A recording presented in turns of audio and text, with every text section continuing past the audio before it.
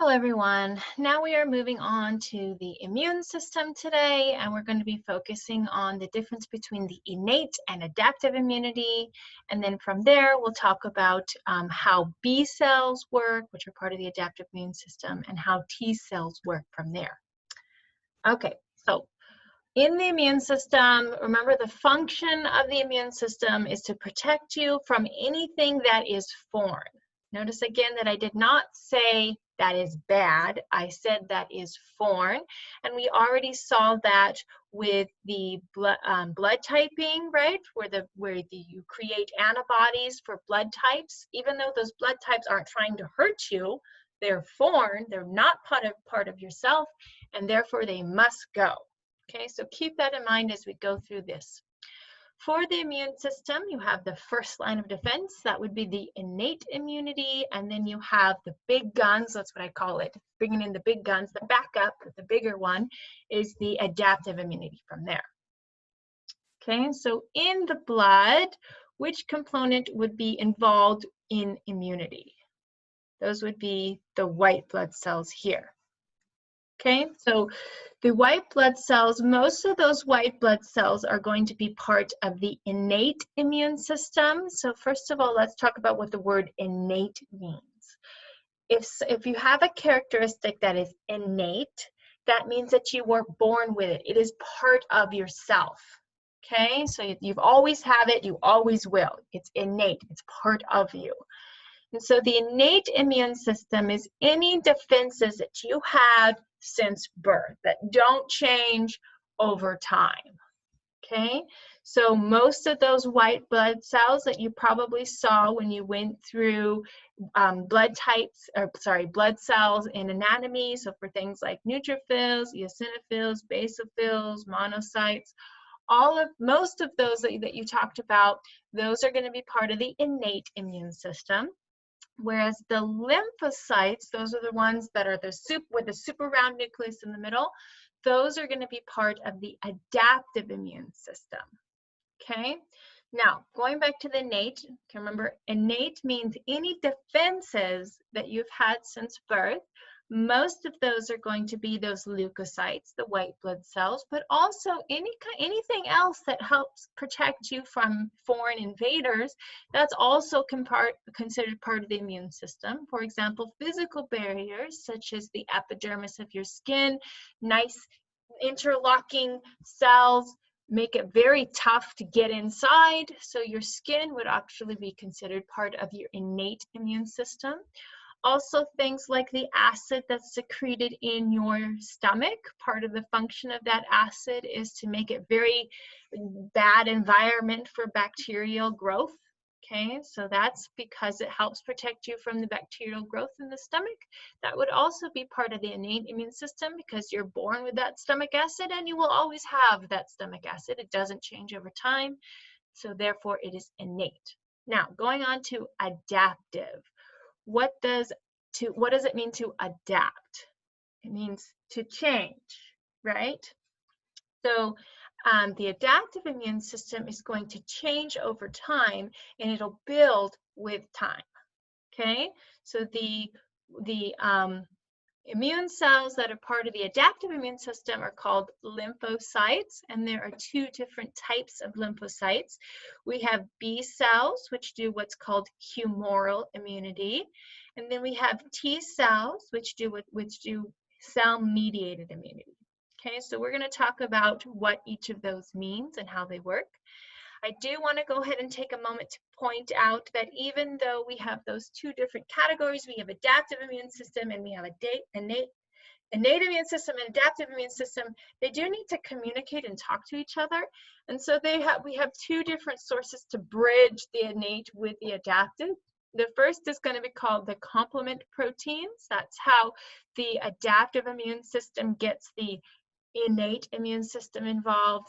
And then the second one we're going to talk about is the antigen presenting cells, and that's going to be how you bridge the innate with the adaptive, right? So we have these two overlapping branches that make sure that everyone has a chance to get involved. Okay, so the next thing I want to talk about is what are the characteristics between innate versus adaptive. Okay, so again, the first one just comes from their name, like describing the name. Innate means you always had it, it doesn't build, it doesn't change over time. Adaptive means that it grows with your exposure, so that the more things that you're exposed to, the bigger and stronger your adaptive immune system will be. Okay, now the next one, memory. Okay, so if we look at the word memory in the context of the immune system, what that means is that the adaptive immune system will remember previous exposures to a very particular antigen, to a particular pathogen, and therefore it's going to behave differently the second time around. It'll have a much quicker, much more robust response the second time around. Whereas the innate immune system, it's going to behave exactly the same way every time, whether or not it's seen that particular pathogen or not. Okay, and when you have some sort of localized cut, okay, so for example, you get a little localized cut on your hand, the innate immune system is going to be able to take care of that. It doesn't need to get the entire body involved. Whereas if that infection grows, so you get a little cut and it's an infection, it gets body-wide, sometimes if the infection's bad enough, it will actually get the adaptive immune system involved, and then you'll have a systemic or a body-wide response, and that's when you get things like fevers and swelling. Those are the adaptive immune system getting the entire body system involved.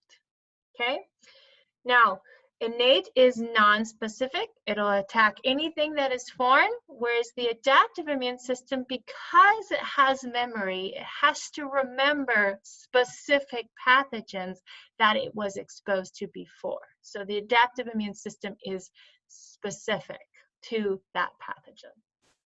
Okay, so the next one, self versus non-self. What do you think I mean by that? Okay, so notice that this is this only characteristic that is for both the innate immune system and the adaptive immune system. It's just your body's ability to recognize, well, what's part of me, what are Morgan cells, and what is everything else.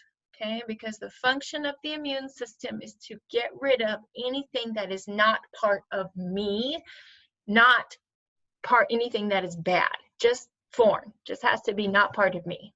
Okay, so in order to get rid of things that are not part of you, you need a way to figure out, well, what's part of you and what's not. Okay, and that's related to the word antigen that we'll talk about in a second. Okay, so here we have cells. So in your cells, remember when we talked about the blood typing, and on the surface of the blood types, you have very particular little proteins, and those proteins are going to be displayed on the surface of the red blood cells as little self tags, little ID tags that say, I am part of this body right here. Those little proteins are antigens. Okay, so antigens are any kind of protein, or sometimes they're not even proteins, any kind of little molecules that is displayed on the surface that allows the immune system to determine whether or not it is a self or a non-self tag.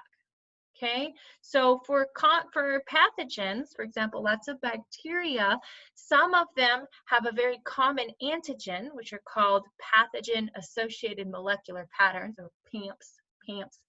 And those are just antigens that allow the body to know that, hey, this bacteria is not a Morgan cell, therefore it must go. Okay, so in the innate immune system, those, some of the cell types, a lot of the cell types, things like neutrophils, they have what are called Toll-like receptors, which are just little receptors that are found on their surface, and they have a binding site that will fit into some of these PAMPs, the pathogen-associated molecular patterns, which are just common antigens that are found on bacteria often, and say, oh, well, this must be a bacterial. Okay, so for example, some of the bacteria you can classify as gram-negative or gram-positive. The gram-negative bacteria are going to have a particular molecule on the surface, on their outer membranes, and that's going to be called a lipopolysaccharide, okay, or LPS. And if you look at this, lipo as in lipid, polysaccharide as in a carbohydrate. So this isn't even a protein. This is a lipid carbohydrate, but it's commonly found on the outside of lots of different bacteria. And so these toll-like receptors have evolved to be able to recognize those common antigens and therefore kill them off very easily. Okay, so again, major point here, understand that antigens are used to identify self versus non-self. Okay, so once they identify something as foreign, okay, so for example, a bacteria that they're able to identify as a non-self, try to get rid of it, there are three different ways that the immune system, that the innate immune system can deal with them. The first is by phagocytosis, that just means engulfing it. They can also secrete chemicals, which are called cytokines or chemokines, and that they can create inflammation. So if you're looking at this picture right here, this puffiness, this has to do with making the the capillary beds in this area leaky, so that fluid will leak out of that. And the reason you want to leak fluid out of that is because that along with the fluid, you're going to recruit more blood cells, more white blood cells to help deal with the infection. And the other thing that they can do is they can activate fever with those cytokines. And then the third thing they can do is if it's more than a little cut. So if it's something that is significant that the innate immune system can't handle by itself, it's going to bring in the big guns and it's going to activate the adaptive immune system, which is the backup power, the bigger one that's going to create that systemic response that's going to help get rid of the bacterial infection, or the infection, I should say. Okay, so this one here, this is the summary slide. So let's talk about it in a little bit more detail. So the first thing you can do is some of them are going to phagocyte, or some of them are phagocytes, which means they're going to phagocyze the bacteria. And again, that just means sending out these little pseudopods that will surround the bacteria and bring it in. And only certain types of the innate immune cells are able to do this. For example, the neutrophils, which are the most common. So they're the most common white blood cell, and therefore they're usually the very first ones to arrive on scene. Also monocytes. Monocytes are those are the ones, remember, that have that kidney bean shaped nucleus right there. And so those monocytes, they can actually leave the blood, leave the capillaries, and then once they're in the capillaries, they change their name and now they're called macrophages. So the monocytes become the macrophages, and once they get into the macrophages, they can move around. They can send out these little cytoplasmic extensions, those are called pseudopods, and they can surround the bacteria and bring it inside of them and digest it by fusing it with a lysosome that takes the bacteria, takes it all apart, and now they get to reuse all of those proteins and carbohydrates and all those building blocks for their own cells. And then this also includes little tissue-specific phagocytes. For example, if you remember neuroglia in the brain, you have little tiny microglia, and the function of those microglia is to kind of wander around and absorb any worn out cells or debris or bacteria floating around in the brain. Okay, so those are all phagocytes. They do phagocytosis. The next is chemotaxis. So chemotaxis means that some of the immune cells, for example, the neutrophils and the eosinophils, especially the eosinophils, they can secrete cytokines, and those cytokines are little chemicals. And what they do is they make it so that the blood capillary beds that are in the surrounding tissues get really leak. So they kind of loosen up the boundaries between the cells lining that capillary bed. And what that can do is it makes it so that fluid leaks out. That's where the inflammation comes. But also at the same time, you have a process called extravasation. So let's look at this word right now. So if you're extraordinary, it means you're outside of the ordinary. So extra really just means outside of. So what this is, it just makes it so that red blood cells go outside of the vessels. outside the vessels. Extravasation, going outside the vessels.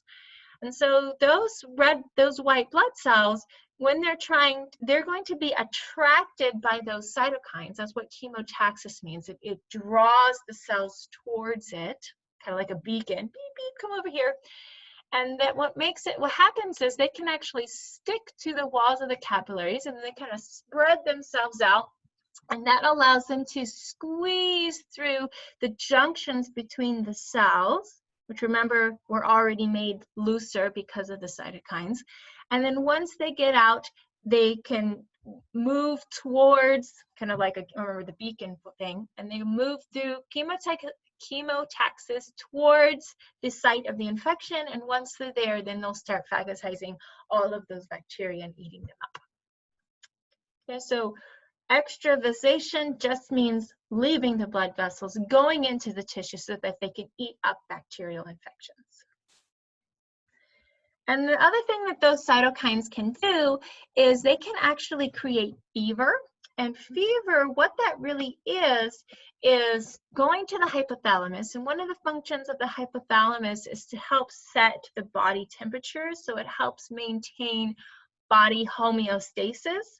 And remember, homeostasis just means maintaining a very specific narrow range. And so what it does is it's basically just resetting the thermostat. So if we, like, for example, if you reset the thermostat of your house, say you had it at 72 and you turn it up to 74, what it is it's going to use the normal body mechanisms that are always in place to keep that very specific narrow range, only the new narrow range will be set higher.